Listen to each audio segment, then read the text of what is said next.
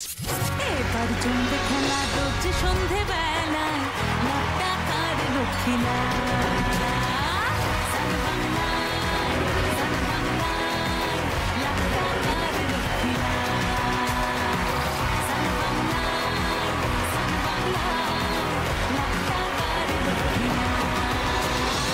নমস্কার, শুভ সন্ধ্যা and welcome to lakh টাকার লক্ষ্মী লাভ। এবার জিতবে বাংলার লক্ষ্মীরা।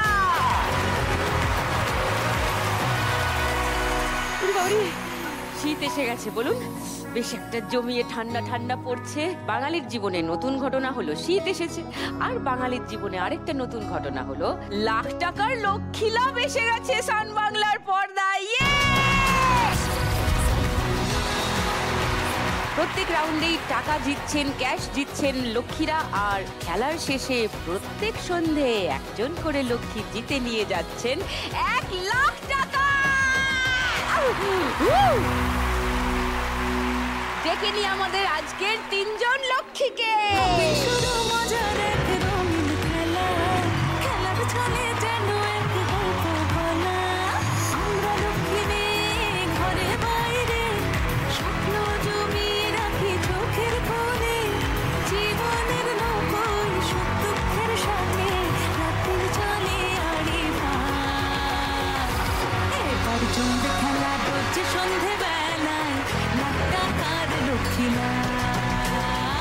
আমাদের আজকের 3 জন লক্ষ্মী সবার সঙ্গে আলাপ করব। 3টে পোডিয়াম আছে তোমাদের 3 জনের জন্য। চলো ওখানে গিয়ে দাঁড়াও, আমরা আলাপ পর্ব সেরে নিই।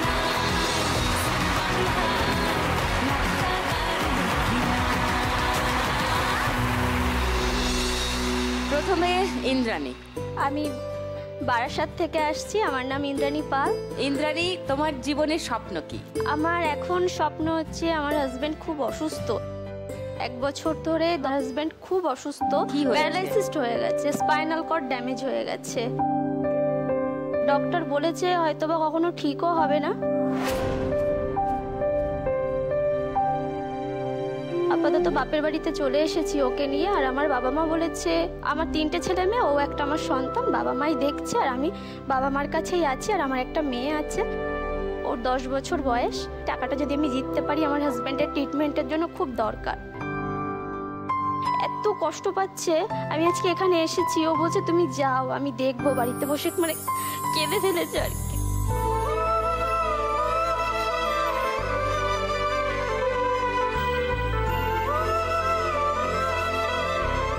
এখন আমার হাজবেন্ড আমাকে মা বলে ডাকে।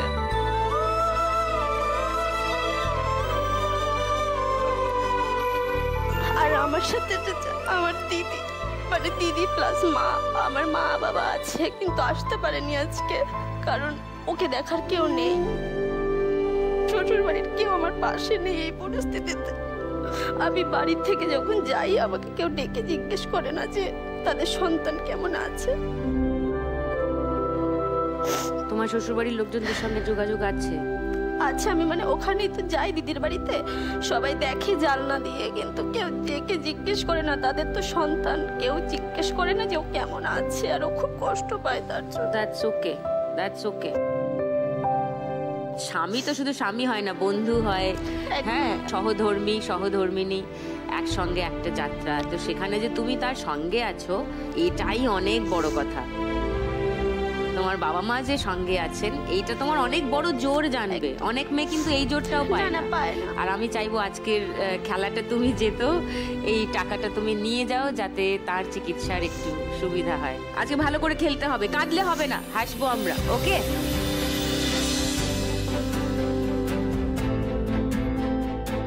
তারপরে আসি উপাসনার কাছে। উপাসনা, কোথা থেকে আসছো? আমি আসছি বারুইপুর ধবধবি থেকে। তোমার স্বপ্ন কি? আমার স্বপ্ন হচ্ছে আমাদের যে স্ট্রিট ডগস আছে বা স্ট্রিট ক্যাটস আছে, তাদের জন্য কিছু করার। আমি রিসেন্ট টাইমসে তাদের জন্য কাজ করেছি। ওদের ক্যান্সার হয় এক ধরনের, টিভিটি। 8টা ডগ তাদের ট্রিটমেন্ট হয়েছে, তারা সেরেও গেছে। আর স্পেসিফিক্যালি স্ট্রিট ডগস ক্যাটস আমি এই জন্য বলছি যে অন্য অ্যানিমালস যারা আছে গরু ছাগল ওরা মৃত্যুর আগে অবধি খেতে পায়, ওরা মৃত্যুর আগে অবধি ট্রিটমেন্টটুকু পায়, কিন্তু স্ট্রিট ক্যাট স্ট্রিট ডগস যেহেতু মানুষের ওদের থেকে পাওয়ার কিছু নেই আলাদা করে, গৃহপালিত নয়, গৃহপালিত নয়, কোনো কিছু তাদের থেকে ডেইলি লাইফে পাবে না। গরুর থেকে আমরা ডেয়ারি প্রোডাক্টস পাই, তো ওদের থেকে যেহেতু কিছু পাওয়ার নেই, humans are very harsh to them. আমার ওদের জন্য কাজ শুরু হয়েছে আজ থেকে 5 বছর আগে। ওদের ট্রিটমেন্টের জন্য আমি একটা পার্মানেন্ট জায়গা বানাতে চাই, তাই জন্য আমি আজকে এখানে এসেছি। মানে হসপিটাল বা ওরকম কিছু বলতে চাই? আমরা ওদের ট্রিটমেন্ট করি, ডক্টর আছে তো ওকে দিয়ে ট্রিটমেন্ট করাই আমরা, কিন্তু আমাদের যে শেল্টারটা আছে রাখার জায়গাটা সেটা পার্মানেন্ট নয়, কারোর বাড়িতে রেখে, তো সেটা আমরা পার্মানেন্ট করতে শেল্টার করতে চাইছো স্ট্রিট ডগস অ্যান্ড স্ট্রিট ক্যাটসের জন্য।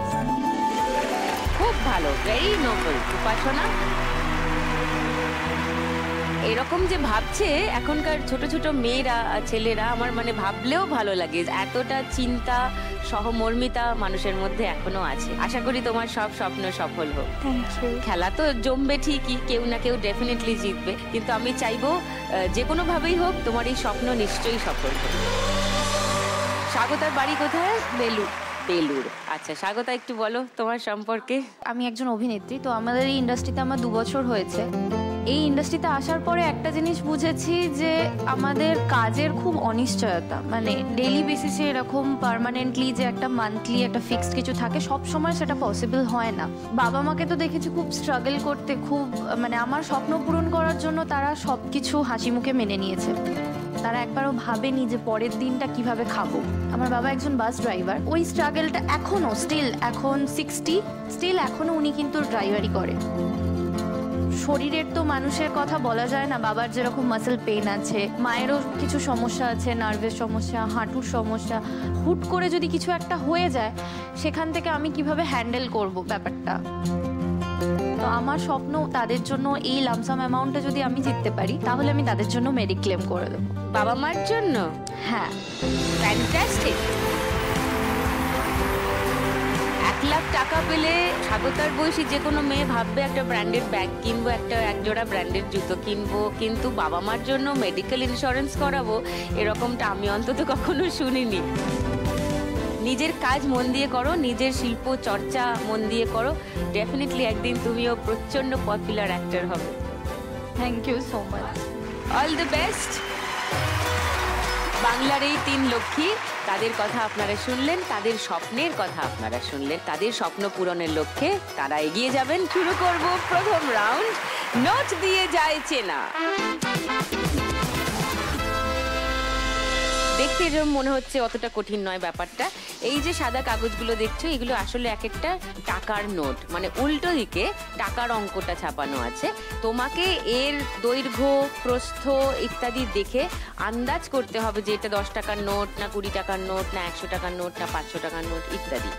এখানে বিভিন্ন টাকার অঙ্কের 6টা স্ট্যাম্প আছে, 10, 20, 50, 100, 200, 500, আর এখানে স্ট্যাম্পের কালি আছে। মাথা দিয়ে বুঝতে হবে, আন্দাজ করতে হবে কোনটা 10 টাকা কোনটা 20 টাকা, সেই মতো এখান থেকে স্ট্যাম্প নিয়ে কালি লাগিয়ে ছাপটা মারতে হবে। 1 মিনিট সময় পাবে। তাহলে শুরু করছি আমাদের প্রথম রাউন্ড, নোট দিয়ে যায় চেনা। প্রথমে ডেকে নিই ইন্দ্রাণীকে।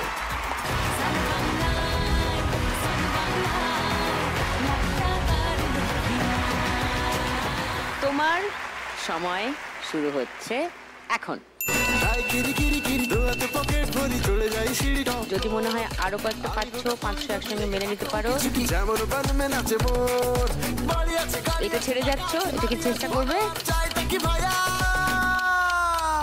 20 হয়েছে, 500 হয়েছে, 100 হয়েছে, এবার সবই মায়া, সবই মায়া, সবই মায়া। চলো চলো, কি মনে হচ্ছে দেখো। সবই মায়া, সবই মায়া। খুব বেশি টাইম আর বোধহয় বাকি নেই। সবই মায়া। 1 মিনিট সময় পেরিয়ে গেছে। ইন্দ্রাণী বেশ কয়েকটা ছাপ মারতে পেরেছে, দেখি ব্যাপারটা কি দাঁড়ালো। 500 টাকার ছাপ মেরেছে ইন্দ্রাণী 200 টাকার নোটে। 100 টাকার ছাপ মেরেছে ইন্দ্রাণী 100 টাকার নোটে। মিলে গেছে, ওয়েল ডান তোমার। 500 টাকার ছাপ মেরেছে 500 টাকার নোটে। সুপার। 20 টাকার ছাপ মেরেছে 200 টাকার নোটে। 50 টাকার ছাপ মেরেছে 50 টাকার নোটে। ভালোই তো নোট চেনো, হ্যাঁ? 500 টাকার ছাপ মেরেছে 100 টাকার নোটে। 20 টাকার ছাপ মেরেছে 50 টাকার নোটে। আর 100 টাকার ছাপ মেরেছে 100 টাকার নোটে। দেখি কত হলো স্কোর। 100, 200, 750। Well done. 750 টাকা এবার জমবে খেলা রোজ ইন্দ্রাণীর পকেটে এখন। Well done. টাকার লক্ষ্মীলা এবার ডাকবো উপাসনা।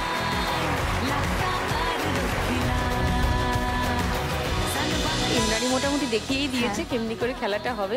ও খুব ঠান্ডা মাথায় খেলেছে। আশা করি তুমিও পারবে। পারবে তো? পারবো। চলো, তোমার 1 মিনিট সময় শুরু হচ্ছে এখন। 50 চিনতে পেরেছে মনে হচ্ছে। চলতে থাকো। আচ্ছা, তারপর সবই মায়া, সবই মায়া, সবই মায়া। স্বাগতার চোখ এদিকে এমনি করে দেখছে কতটা শিখে নেওয়া যায় সেটাই চেষ্টা করছি। দেখি আমি সুযোগ পেয়েছি একটা, যদি চিনে নিতে পারি।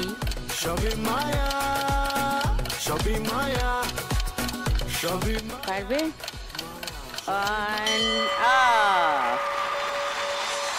1 মিনিট শেষ। এবার দেখি কি দাঁড়ালো। এবার দেখি কটা মিললো। 50 টাকার ছাপ মেরেছে 20 টাকার নোটে।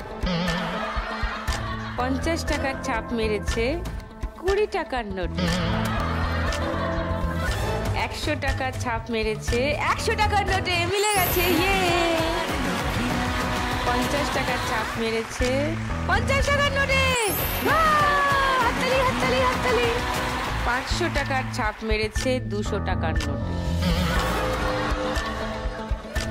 10 টাকার ছাপ মেরেছে 10 টাকার নোটে। 500 টাকার ছাপ মেরেছে 200 টাকার নোটে।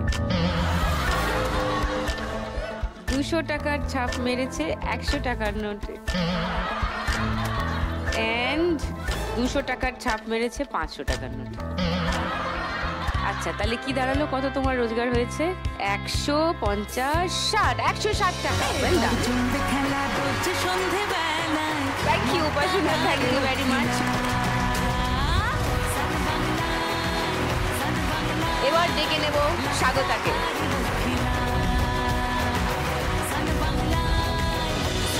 তোমার সময় শুরু এখন। 100 চিনেছে। 200, তুমি আছো আমি আছি, খেলে ফেলি কানামাছি যেমন শুভশ্রীরা। 20, বাড়ি আছে, গাড়ি আছে, টাকা গাড়ি গাড়ি আছে, 100, কি ভাইয়া। সবই মায়া, সবই মায়া, 50 মনে হচ্ছে। আচ্ছা, সবই মায়া, এইটা চেষ্টা করবে। সবই মায়া, এটা সবই 500, মায়া, সবই মায়া, 500 আবার। সবই মায়া, সবই মায়া। এইগুলো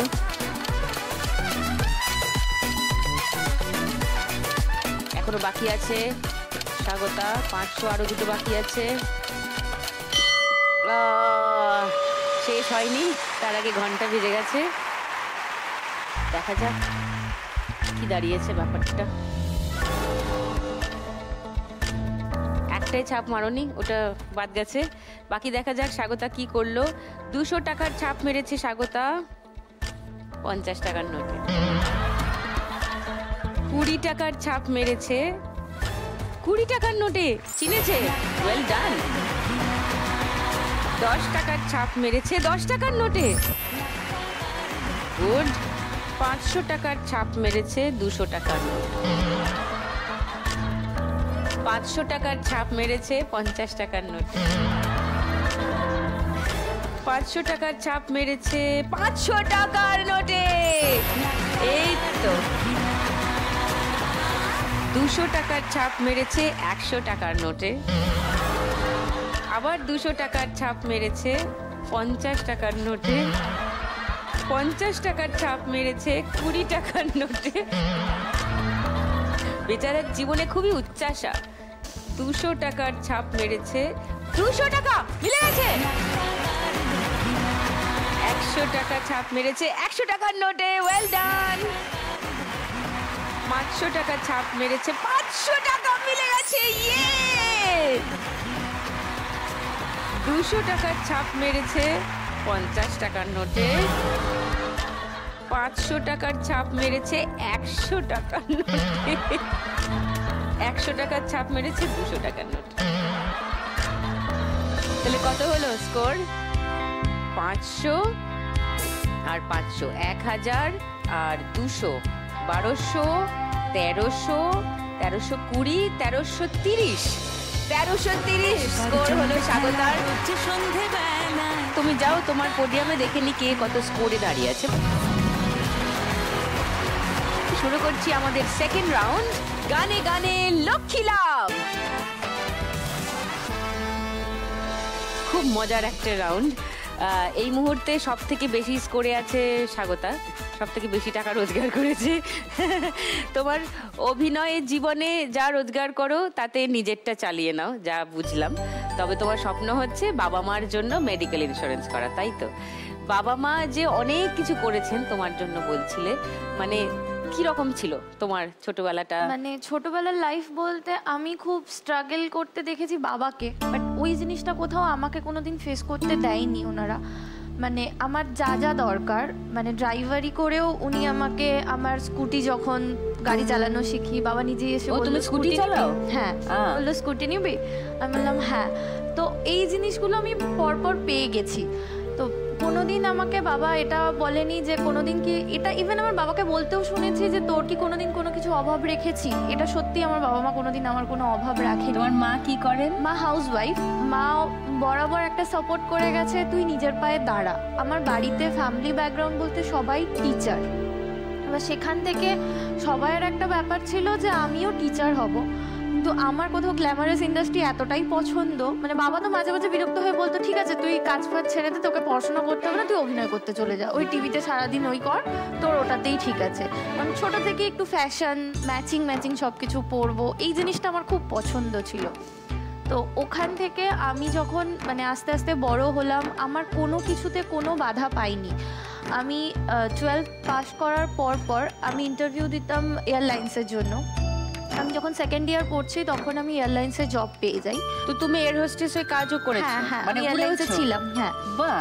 এবার এয়ারলাইন্সে থাকাকালীন মানে বাবা মায়েরও ওটা একটা কোথাও স্বপ্ন, ঠিক আছে মেয়ের জন্য প্লেন চড়তে পারছি বা কোথাও যেতে পারছি। আচ্ছা, বাবা মাকে চড়িয়েছো হ্যাঁ, প্লেন, বাহ। তো এই জিনিসটা আমার কোথাও এটাও একটা স্বপ্ন পূরণ, যে না তাদের মুখে হাসি ফোটাতে পেরেছি, তারাও যে একটা স্বপ্ন দেখেছিল আমাকে নিয়ে সেটা কোথাও পূরণ হয়েছে। কোভিডের জন্য হাঁপাজাট একটু হওয়াতে আমি এখানে লাকিলি, এখানে আমি তো বলবো লাকিলি, কারণ অনেকে আমাকে এটা বলে কেন এয়ারলাইন্স ছেড়ে, মানে একটা অত সিকিউর জব ছেড়ে কেন? এয়ার হোস্টেস যে সে এসেছে অভিনয় করতে, অবশ্য তুমি একা নও, এর আগেও উদাহরণ আছে। কিন্তু এই যে তুমি প্রফেশন চেঞ্জ করলে, পেশা বদলালে, তাতে বাবা মা কোনো আপত্তি না করেনি? কোনোদিন। এই জিনিসটাই তো আমি একটা ব্যাক সাপোর্ট পেয়েছি। তো বাট এখানে আসার পরে যেটা ইনসিকিউরিটিতে ভুগি, যে মানে কখন কি হবে সেটা আমি সামাল দিতে পারবো কিনা, যার জন্যই আমি ঠিক করেছি যদি আমি এটা জিততে পারি তাহলে আমি আমার মা বাবার জন্য একটা সিকিউর কিছু। খুবই ভালো, সো ওয়েল ডান।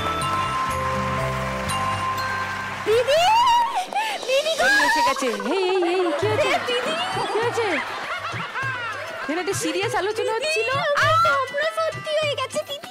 তোমারও স্বপ্ন সত্যি হয়ে গেল? কি স্বপ্ন, কিসের আনন্দ? দিদি এই সোয়ে তোমার সাথে আমাকে দেখার পর থেকে ভিউয়ার্স বেড়ে গেছে। এই রিলস কুইন টুনির মাচা শোয়ের মার্কেট পুরো হাউসফুল। আমি মোটামুটি মেয়ের পরেই থাকছি এখন। ও অপূর্বা, এই তো মাচা শোয়ের সিজন। কোলাঘাট টপকালে পারসো 5,000 টাকা করে নিচ্ছি।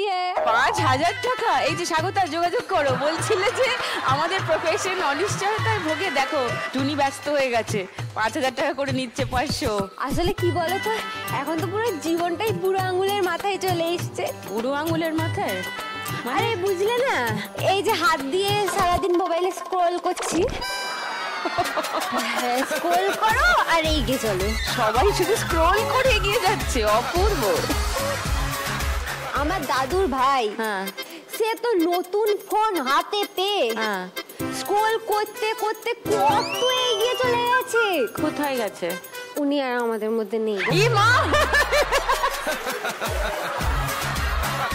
নমো নমো, অপূর্ব। বাহ, বহু দূর এগিয়ে চলে গেছে। বেচারা দাদু, সরি।